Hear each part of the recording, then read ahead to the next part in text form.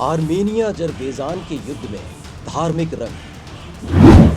तुर्की और पाकिस्तान ने शुरू की धर्म की लड़ाई। रूस के आने से पलट सकता है जंग का रुख।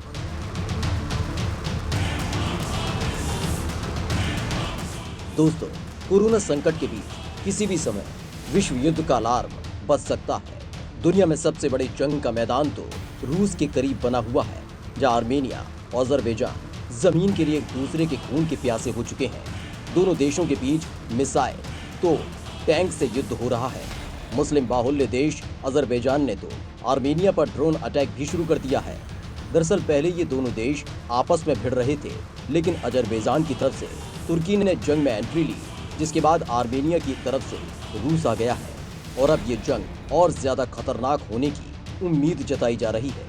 दोनों देशों के बीच अगर ये युद्ध जल्द नहीं थमा तो आने वाले वक्त में ये विश्व युद्ध की कगार पर पहुंच चुका होगा, क्योंकि दुनिया के कई देश इसे धार्मिक रंग में रंगने की कोशिश कर रहे हैं, जिनमें तुर्की और पाकिस्तान शामिल हैं।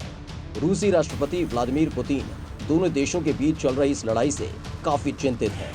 रूसी राष्ट्रपति व्लादिमीर पुतिन और आर्मेनियाई प्रधानमंत्री निकोलियन पाशिनान के बीच फोन पर युद्ध को लेकर चर्चा हुई। इससे पहले रूस ने तुर्की से आर्मेनिया और अजरबैजान के बीच लड़ाई को समाप्त करने में मदद करने का आह्वान किया था। हालांकि अभी मामला दूसरी तरफ जाता दिख रहा है, क्योंकि आर्मेनियाई रक्षा मंत्रालय ने कहा कि उसके एक Su-25 जेट को अजरबैजान के ऊपर संचालित एक तुर्की F-16 लड़ाकू विमान ने मार गिराया।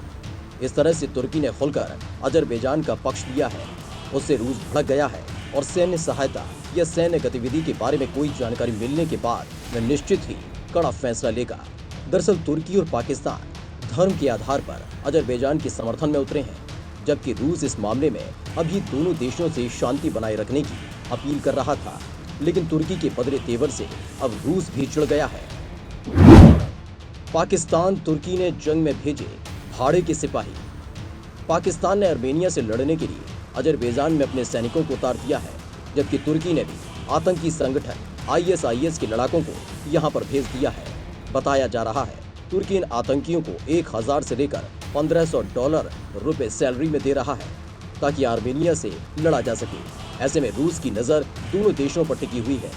माना जा रहा है कि रूस के राष्ट्रपति व्लादिमीर पुतिन तुर्की और पाकिस्तान पर हमले का आदेश दे सकते हैं, क्योंकि रूस आर्मेनिया के साथ है, जबकि तुर्की मुस्लिम देश अजरबैजान की पैरवी कर रहा है। खबर है कि तुर्की और पाकिस्तान आतंकियों को अजरबैजान की तरफ से लड़ाई लड़ने के लिए भेज रहे हैं। अगर तुर्की हमले का आदेश देता है तो रूस और तुर्की के बीच भयानक जंग शुरू हो जाएगी और इस महायुद्ध में दुनिया की दूसरी महाशक्तियां भी शामिल होंगी। आर्मेनिया ने दी परमाणु मिसाइल दागने की धमकी। दोस्तों, दो देशों के बीच एक जमीन के टुकड़े के लिए शुरू हुआ युद्ध अब दुनिया के लिए खतरनाक बनता जा रहा है। अब आर्मेनिया ने अजरबैजान को धमकी दी है कि वो परमाणु हथियारों से लैस रूस की सबसे घातक मिसाइल से हमला कर सकता है। इस्कंदर नाम की इस बैलिस्टिक मिसाइल का निशाना अचूक है। मिसाइल के घरेलू संस्करण की रेंज 400 किलोमीटर है और ये अपने साथ 700 किलोग्राम भारी युद्धक सामग्री ले जा सकती है। ये रडार को चकमा देने में सक्षम है, साथ ही दुश्मन के मिसाइल टैंक से खुद को बचाते हुए टारगेट को हर हाल में ध्वस्त कर सकती है।